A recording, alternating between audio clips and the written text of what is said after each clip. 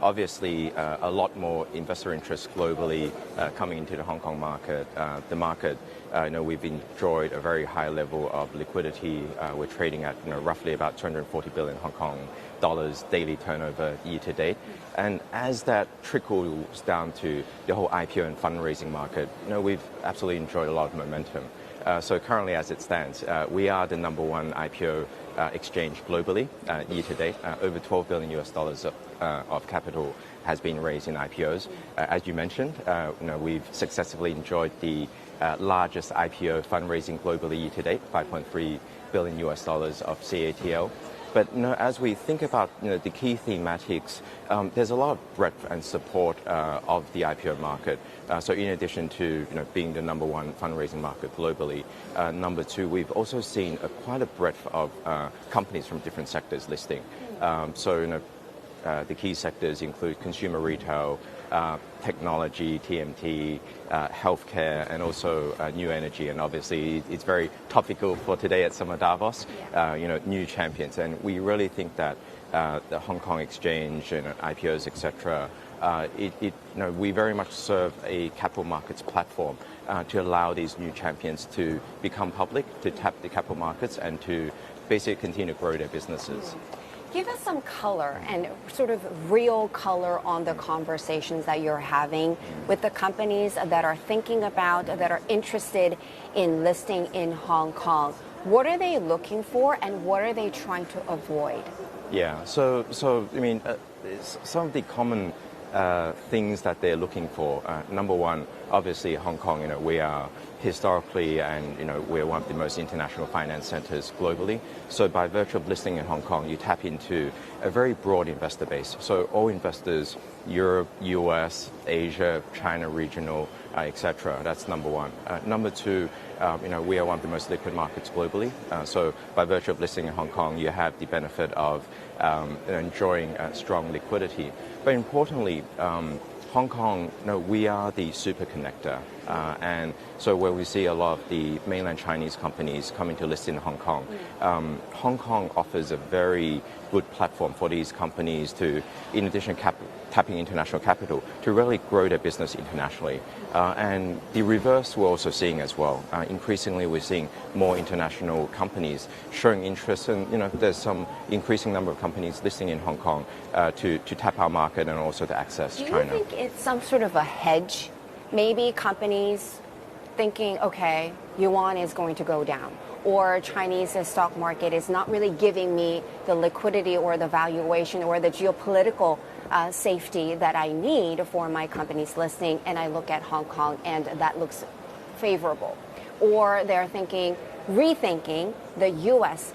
investments sitting in the U.S. and given the geopolitical complexities that maybe Hong Kong is a sort of safer ground. Do you think that's part of the thinking too? Yeah, I mean, I guess we always think about Hong Kong, what we can offer. What is HKEX's value proposition for issuers listing on our market? Now, obviously, for an issuer to choose the listing venue and to list in Hong Kong, there's all the factors that, some factors that you mentioned, but a lot of factors which are personal to the companies themselves on what is the right listing venue as a capital markets to help them to grow their business. So, for example, if they list in Hong Kong, grow their international businesses, Hong Kong being an international exchange, it allows these companies to easier to discuss business with potential international partners. It allows them, potentially to offer, Hong Kong listed stock as compensation for their international employees, and potential M&A, inorganic growth opportunities. That's the value proposition that Hong Kong offers to a lot of these companies. I was reading about, since 2019, over 80 Chinese companies have delisted from U.S. exchanges. How much of them are you absorbing? And that pipeline number, I mean, 190 companies that are looking to list in Hong Kong, how many of them are Chinese companies? Yeah, so if you're looking at like Chinese companies that previously had initially listed in US and doing a dual listing in Hong Kong, it's actually a very well-trodden path.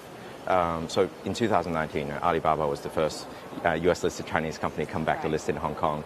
And after that, over the course of the past 5-6 years, over 30 companies are dual-listed, have come back to list in Hong Kong, whether it's in form of a dual primary or a secondary listing. So it's a well-trodden path. We have very clear listing requirements and rules that facilitate these companies coming back for a dual listing. And again, when you see these companies after they've come back to list in Hong Kong, they themselves have also gained a lot of both capital markets and I guess just personal business benefits.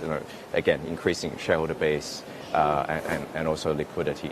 Do you think a lot of Chinese companies listing in Hong Kong, is that a good headline for Hong Kong Exchange, or do you think that could somehow risk or dilute your global appeal and the diversification story that you're pitching to companies that are looking to list? Yeah, it enhances, but I'll answer your question in two components. There's the Chinese companies listing in Hong Kong, but also I'll share a bit more about international companies coming to list in Hong Kong.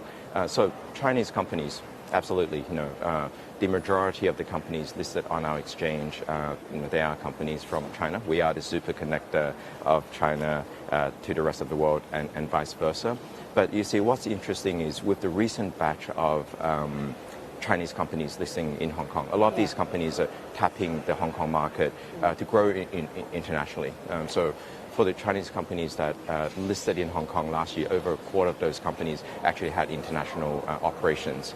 On the reverse, on the international company side, we're seeing increasing interest. So over the course of the past year or so, particularly on the Southeast Asia side, we've seen companies from the e-commerce sector, from the biotech sector, even from the commodity sector that has chosen to list it in Hong Kong, and they've done quite well. As we currently speak, there is a Thai consumer retail company that's book building and accepting orders.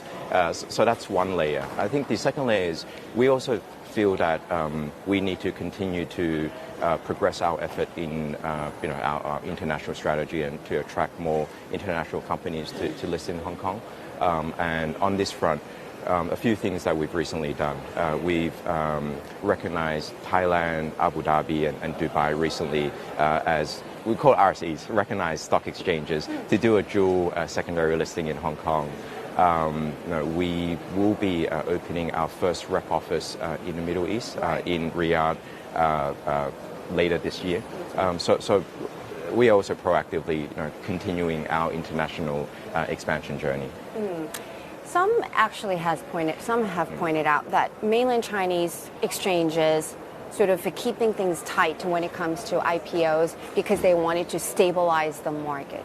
Do you see that story coming back and maybe tilting things the other way around and sort of work in a not so favorable manner for Hong Kong Exchange? Do you see that happening as well in the near future? Yeah, see, in our view, the Hong Kong Exchange and the mainland exchanges, we're partners. We're very complementary.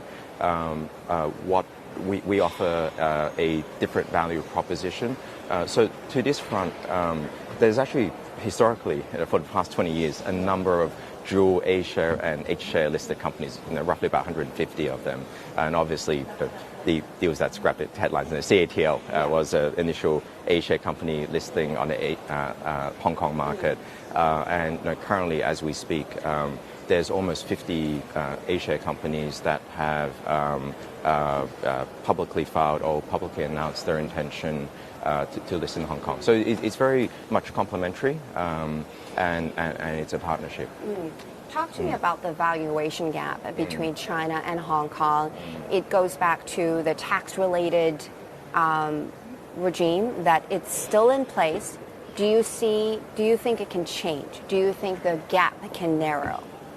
Are you talking to mainland, bourse operators as well?